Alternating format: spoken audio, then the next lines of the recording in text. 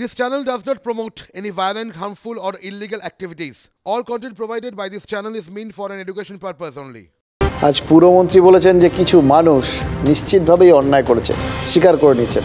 দলের একাংশ যে এই নিয়োগ দুর্নীতির সাথে জড়িত সেটাও তিনি স্বীকার করে নিচ্ছেন, কিন্তু এটাও তার সাথে বলেছেন যে ওই একাংশ মানেই পুরোটা নয়, স্যাম্পেল সার্ভে করলে চলবে না, ওই স্যাম্পেলই আর কি, দুর্নীতিগ্রস্ত স্যাম্পেল।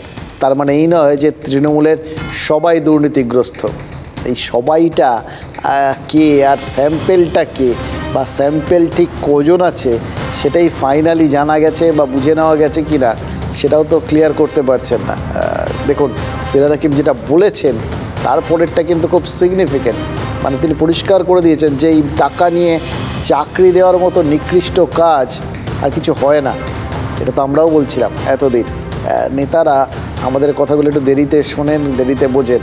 আজকে ফিরহাদ হাকিম অন্তত আমাদের সাথে সহমত হলেন, বললেন যে যারা এরভাবে টাকা নিয়ে চাকরি দিয়েছেন এরকম কাজ করার থেকে মায়ের শরীর থেকে মাংস কেটে খাওয়াটা তিনি অনেক শ্রেয় মনে করেন।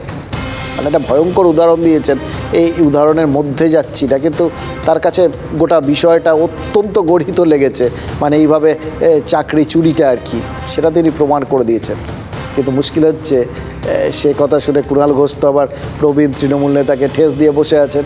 ফিরহাদ হাকিম যে প্রাক্তন শিক্ষামন্ত্রীর পাশে দাঁড়িয়েছিলেন সে কথা তার মানে কুণাল ঘোষ কিছুতেই ভুলতে পারছেন না, নাকি ভুলতে দিচ্ছেন না। নেতারা যদি এ সমস্ত পুরনো কথা সব মনে করিয়ে দেন তাহলে আমরাই বা ভুলি কী করে? তার মানে এটাই বা ভুলে যাই কি করে যে তৃণমূলে পুরনোদের সাথে নবীনদের কিছুতেই মতের মিল হচ্ছে না। আসলে সবটা কিন্তু নেতারাই আমাদের মনে করাচ্ছেন, নেতারাই আমাদের জানাচ্ছেন, নেতারাই আমাদের মনে প্রশ্ন জাগিয়ে রাখছেন। আর তারপর দোষ দিতে হলে ওই যত দোষ নন্দ ঘোষ আমরা তো আছি। কিছু মানুষ নিশ্চিতভাবে অন্যায় করেছে, কিছু মানুষ নিশ্চিতভাবে করাপশনে জড়িয়ে পড়েছে, কিন্তু তার মানে আমরা সবাই নই। হ্যাঁ, আমার বাড়িতে সিবিআই রেড হয়েছে, সিবিআই অ্যারেস্ট হয়েছে, কিন্তু চেতলার কোনো মানুষ হাত দিয়ে বলতে পারবে যে ফিরহাদ হাকিম কোন দুর্নীতি আছে 25 বছর কোনো পয়সা নিয়েছে? একটা প্রমাণ দেবে, আমি রেজিগনেশন করব। যেদিন চাকরি দিয়ে পয়সা নেওয়ার মতন ঘৃণ্য কাজ করব, তার থেকে মায়ের মাংস কেটে খাওয়া অনেক বেশি ভালো বলে আমি মনে করি। আমার দুঃখ বা আক্ষেপ একটাই, অনেক আগে যখন আমি একটা কথা বলেছিলাম কারুর সম্পর্কে, তার পরের দিন ববিদাই বলেছিলেন ওটা কারুর একার নয়, ওটা গোটা মন্ত্রিসভার কালেকটিভ ডিসিশান। তো সেদিনকে আমাকে কটাক্ষ করতে, আমাকে খোঁচা দিতে কেউ বাদ দেননি, কারণ আমি পার্থ চ্যাটার্জির বিরুদ্ধে বলেছিলাম। প্রকাশ্যে যখন স্বীকার করলেন যে দলের কেউ চুরি করেছে, তো মুখ্যমন্ত্রীকে বলুন 10 মিনিটের তো মামলা, যারা চুরি করেছে, চুরি করে চাকরি পেয়েছে তাদের খারিজ করুক। রাস্তার পাশে বসে থাকা যুবক ছেলেরা ন্যায্য, তাদের চাকরিতে বহাল করুক। হাকিম সাহেব নিজে কবে উঠবে তার ঠিক নাই, এত তার বিরুদ্ধে অভিযোগ। সে এখন জ্ঞানের কথা বলার মধ্যে দিয়ে এটাই বোঝাতে চাইছে যে 100 ইঁদুর খেয়ে বিড়াল বলছে আমি এখন নিরামিষাশী হব, তাই আমি এখন কাশী বিশ্বনাথ যাব। আমরা তো বলেছিলাম পার্থ চট্টোপাধ্যায়ের বান্ধবীর ঘরে এই যে প্রায় 50 কোটি টাকা জমা হলো, সেটা কীভাবে হলো, কতদিন ধরে হলো, সে বিষয়ে কি কেউ কিচ্ছু জানতো না? দল, প্রশাসন কেউ কিছু জানতো না। দলের সবাইকে অন্ধকারে রেখে একা পার্থ চট্টোপাধ্যায় এত বড় দুর্নীতিতে জড়িয়ে পড়লেন। দেখুন, একা করুন আর অনেকজন মিলেই করুন, তাতে তো আসল পয়েন্টটা হারিয়ে যায় না। আসল তো হচ্ছে চাকরি, যে চাকরির জন্যই ধর্মতলায় ধর্ণা দিতে হচ্ছে সাধারণ ছেলে মেয়েদের। আগামীকাল সুপ্রিম কোর্টে সুপার নিউমেরারি মামলাটা ওঠার কথা। ব্রাত্য বসু আর কুণাল ঘোষ চাকরি প্রার্থীদের সাথে বৈঠক করেছেন, বলেছেন যে মামলার জট কাটাতে রাজ্য সদর্থক ভূমিকা নেবে। তারা যে কথার কথা বলেননি সেটা কিন্তু কাল প্রমাণ করতে হবে, কারণ SLST চাকরি প্রার্থীর ওই মামলার দিকে তাকিয়ে আছেন। তারা জানেন যে শিক্ষামন্ত্রী এবং তৃণমূল মুখপাত্র যে আশার আলো দেখাচ্ছেন, সেই আলোটা কিন্তু দপ করে নিভে যাবে যদি সুপ্রিম কোর্টেই মামলাটা চলতে থাকে। তাই নেতারা যতই আশ্বাস দিন বা ভুল স্বীকার করুন তাতে চিড়ে ভিজবে না।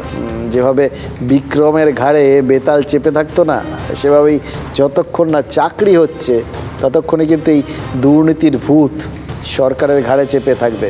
হাজার চেষ্টা করেও কিন্তু নামানো যাবে না।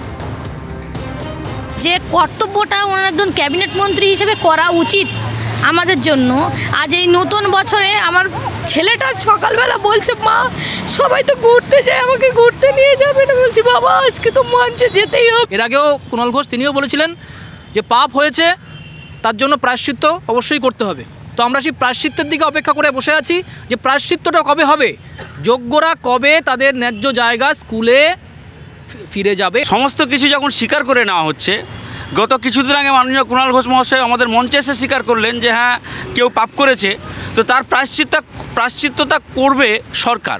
তো এই প্রায়শ্চিত্তটা কবে হচ্ছে? যে বোধধারাটা ওনার এতদিন পরে হচ্ছে, এটা অনেক দেরি হয়ে গেছে। হাজার দিন ধরে আমরা রাস্তায় বসে আছি, আর যেন দেরি না হয়। আমরা চাইছি যে এই স্বীকারোক্তি পর্ব চলতে থাকুক, কিন্তু তার সাথে আমাদের নিয়োগটা যেন অতি দ্রুত সম্পন্ন হয়।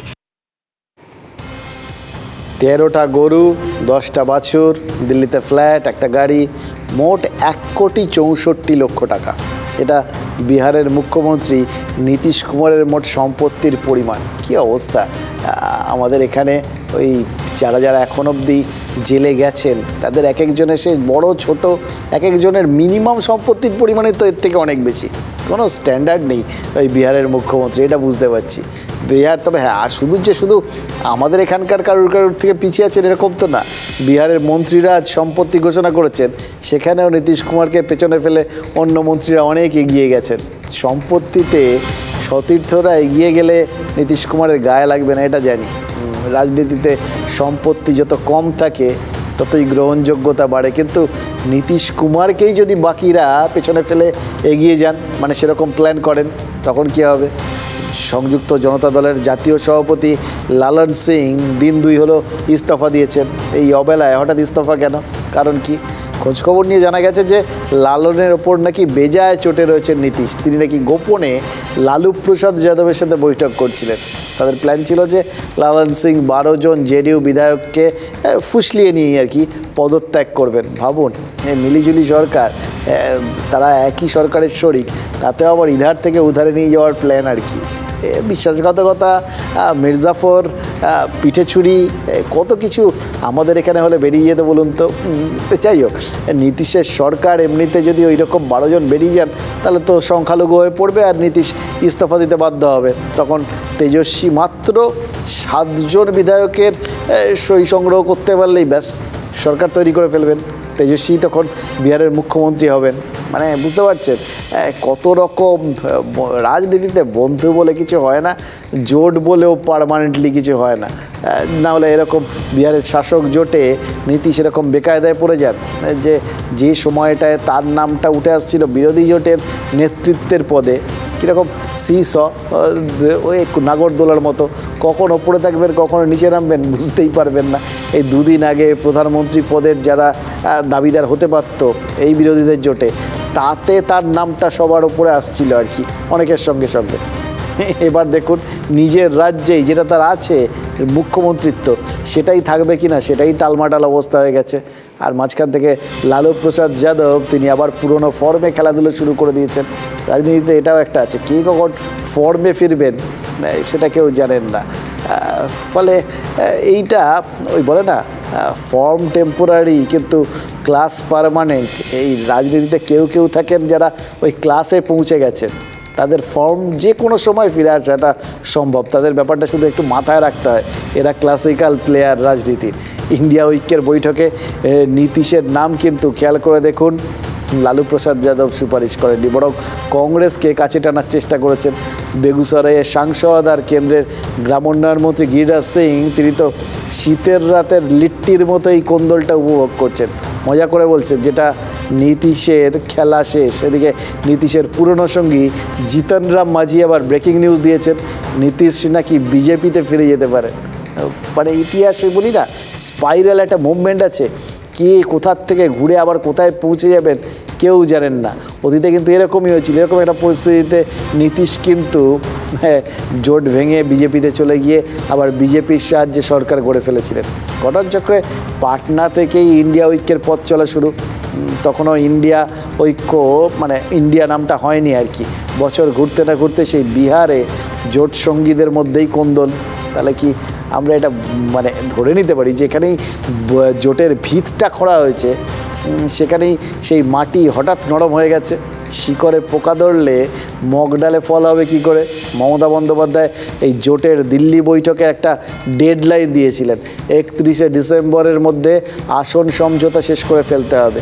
সেই লাইনটাই তো ডেড হয়ে গেছে আজ 1 জানুয়ারি।